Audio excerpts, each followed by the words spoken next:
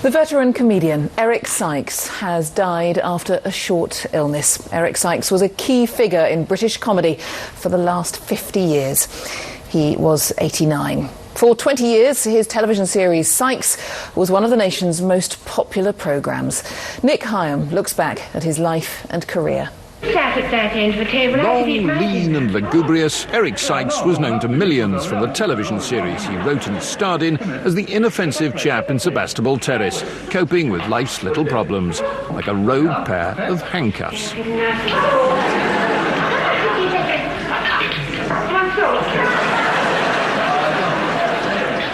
Sykes ran for 20 years, attracting up to 20 million viewers with the gentle and offbeat humour of Eric himself and Hattie Jakes as his sister. Take it the whole way. But unfortunately, as you can see, it's a bit narrow even for me. He was a Lancashire mill worker's son whose career as a comedian and scriptwriter started in the forces during the war and developed in radio. On occasion, his comedy was pure slapstick.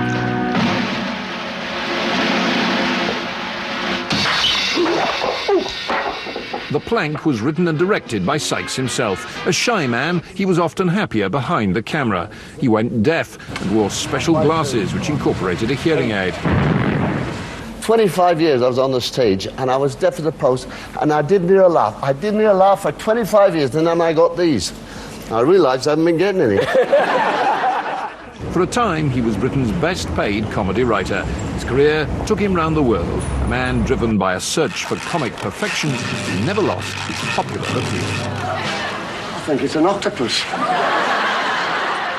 Great jumping jellyfish, it's a mine. If I let it go and it hits bottom, it could blow this boat to smithereens. That's not our fault, is it?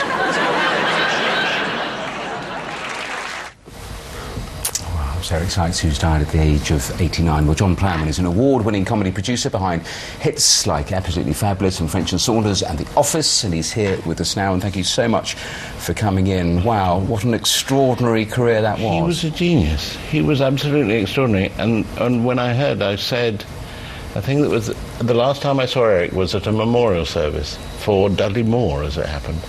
And somebody said to me, we should all die before Eric, because he was a wonderful improviser, and actually, in a way, his genius was both as a scriptwriter, at which he was excellent, but also as a man who could just do stuff off the cuff, which is why The Goons is so wonderful, and why I think some of Sykes' Ander is that, you know, all those things with Hattie.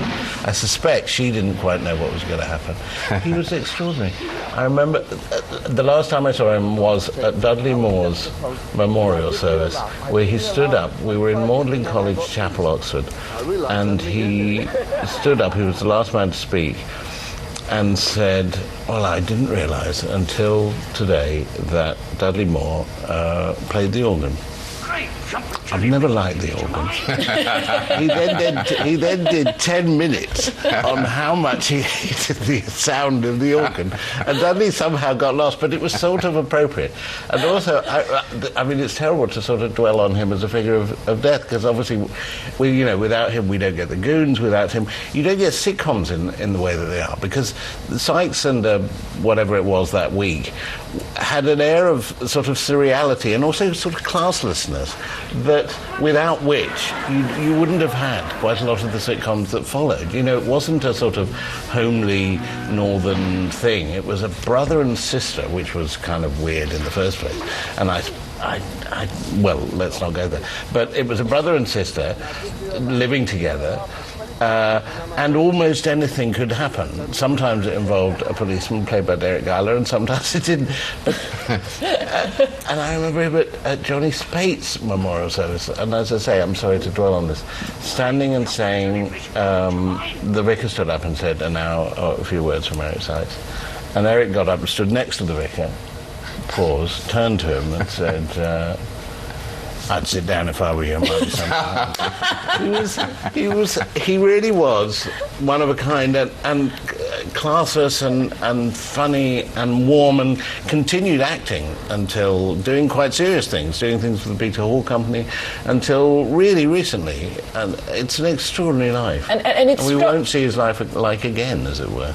Yes, it struck me that he was a very generous performer, Yes. and generous in the way he wrote, the way he liked writing for other people as much as performing. That's Yes. how he always came across to me. And the Absolutely, way he spoke yes. so affectionately all the time of Hattie Jakes, and always Yes. paid tribute to what a key part she was in everything they worked in together. But generous, but always knowing that there was that you'd better have a twist at the end of the line. So I suspect he was sometimes generous in order to kind of see what would happen if he was that generous to the performer, see how much they would get, what trouble they would get into, and how he would get them out of it.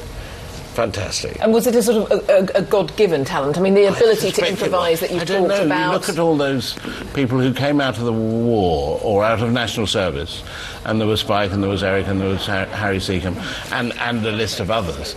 I suspect it was. It never felt an effort.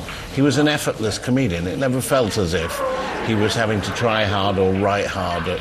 Wonderful. And when you look at the list of who he actually wrote scripts for, Yes. Peter Sellers, Frankie Howard's, I mean, it's the royalty of British comedy. It really is. It really is. And then there's films, The Plank, which is a silent comedy. I mean, you could say the guys who made The Artist nicked it from Eric Sykes.